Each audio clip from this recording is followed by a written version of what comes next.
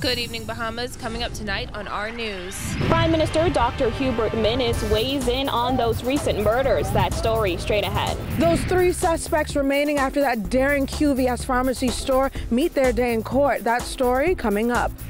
The Minister of Health discusses NHI during a tour of Princess Margaret Hospital. That and more tonight on our news.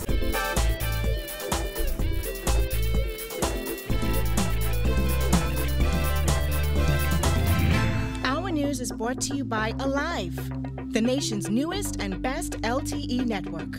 Good to be alive. Welcome to our news and thanks for joining us. I'm Christina McNeil. Topping news tonight, Prime Minister Dr. Hubert Minnis today declaring that there's a sense of calm in the country despite the uptick in murders in recent days. There have been 5 murders since the Minnis administration took office, but Prime Minister Minnis says he is confident in his administration's plans for tackling crime.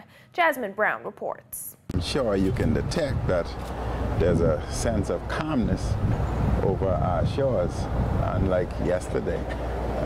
Sense of calmness from many respects. The former Christie administration was repeatedly criticized for the high levels of crime after the murder count continued to hit triple digits each year.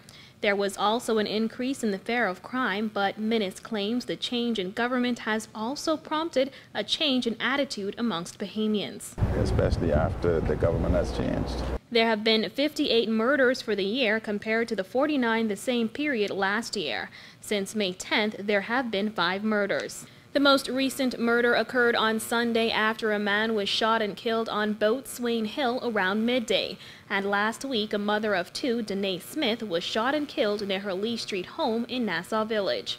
In the speech from the throne, the Minnis administration said it is resolved to target the root causes of criminality and implement modern crime-fighting strategies.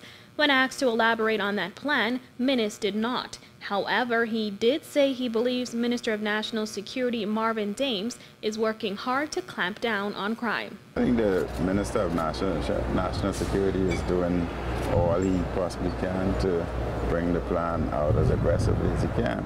Back in February, Dames, who was a former police officer, said an F&M administration would reinstitute term limits for the Commissioner of Police, reorganize police reserves, review officers' pay, and launch neighborhood watch programs. Reporting for our news, I'm Jasmine Brown.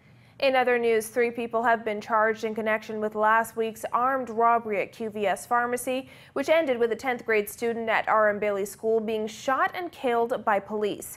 April Sands was in court and has the details in this report. Well over $300 in cash along with a 2007 black Nissan Note, all involved in that robbery of QVS Pharmacy store taking place last Tuesday.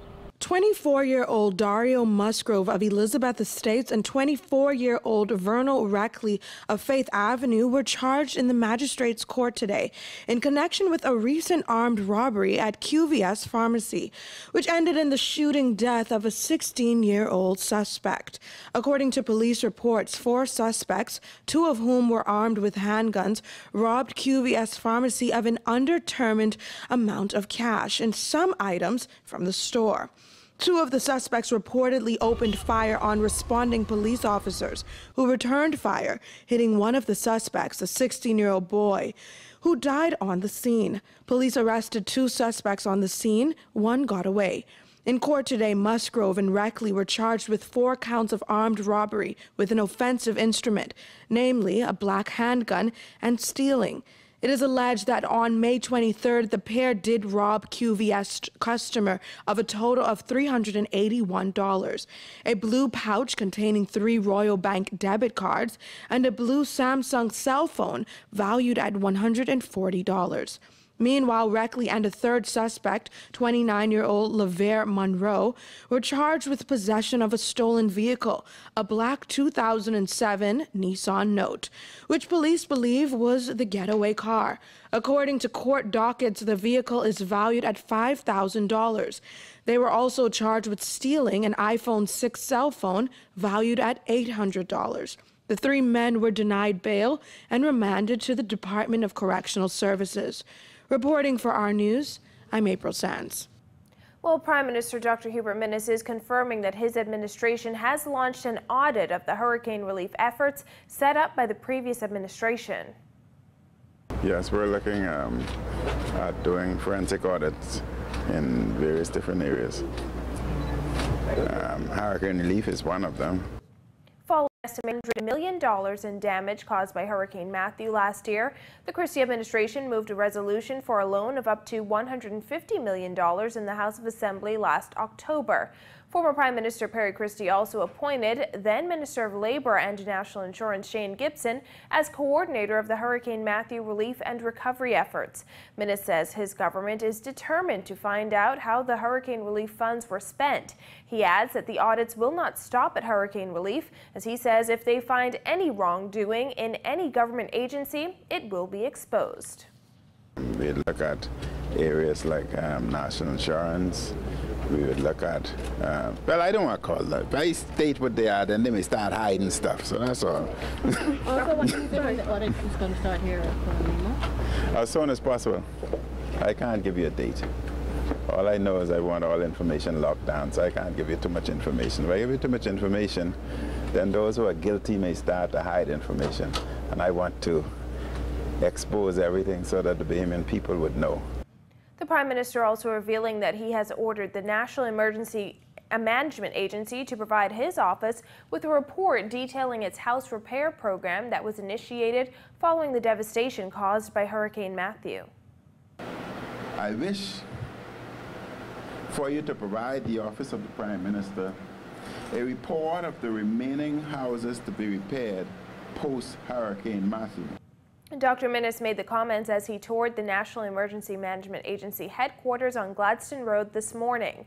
The repairs program was started by the former government to assist homeowners repairing their homes that were damaged during the major storm last October. Minnis told a room full of members of the Disaster Management Committee that he understands the program has had issues. I am aware that you have not commenced your new housing program since Matthew, and I hope you can start to rebuild homes shortly, as I understand a number of people are without homes. We have much work to do, and must redouble our efforts to, in the shortest period of time, bring relief and comfort to those who are hurting. The Prime Minister also called on officials to complete lingering repairs and construction before working on new projects. And 4 senior executives at the National Insurance Board have been sent home, according to sources at NIB. Our news understands that the Permanent Secretary for the Ministry of Public Service advised the NIB Director to notify executives today that they must take 1-month vacation effective Tuesday, May 30th. 3 of the executives sent home are Senior Deputy Directors Cecile Williams-Bethel and Teresa Burrows, along with Acting Medical Officer Dr. Baldwin Carey. Burrows and Williams-Bethel were also sent home from their senior posts at NIB under the last Ingram administration. However, they were rehired in 2012. According to Section 7 of the NIB Act, the minister responsible for NIB must consult board members before issuing such directives. However, we're told board members were not consulted. Several calls were placed to Minister of State for the Public Service and National Insurance, Brensel Roll, for comment, but our calls were not returned up to news time. This comes days after Prime Minister Dr. Hubert Minnis toured NIB headquarters. Following the Free National Movement's overwhelming victory at the polls on May 10th, Minnis pledged that the F&M administration will not victimize anyone.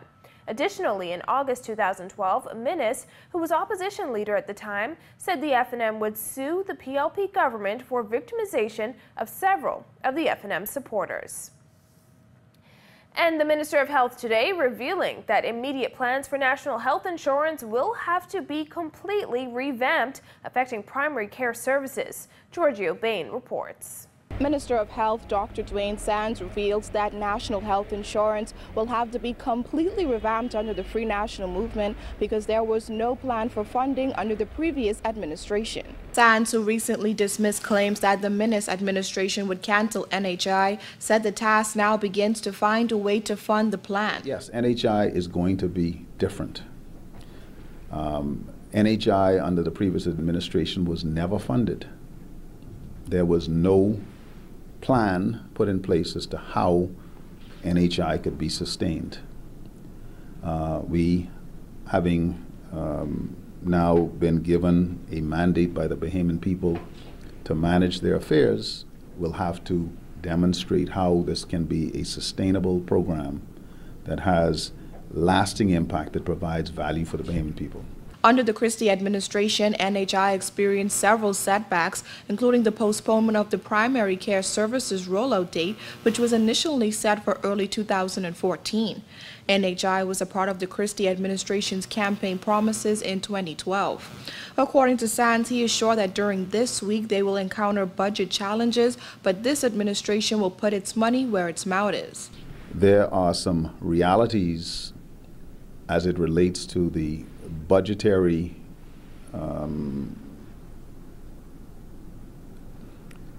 challenges being faced by the administration. Tomorrow, the Cabinet of the Bahamas will meet, and on Wednesday, the Deputy Prime Minister and Minister of Finance will outline the budgetary priorities. At that point, the people of the Bahamas will see that we will put our money where our mouth is. This administration will have to retool the entire initiative, according to Sands, who added that the NHI Secretariat has already been briefed on the proposed changes. As we retool the public relations campaign, the advertisements, the educational aspects of NHI will be modified. Bahamian people want what has been promised to them. We have committed to an effective national health insurance campaign, and we will deliver on that. Close to 20,000 people have enrolled in NHI. Reporting for Our News, I'm Giorgio Bain. Still to come on Our News, police officers received their long-awaited overtime pay. That and more when Our News returns.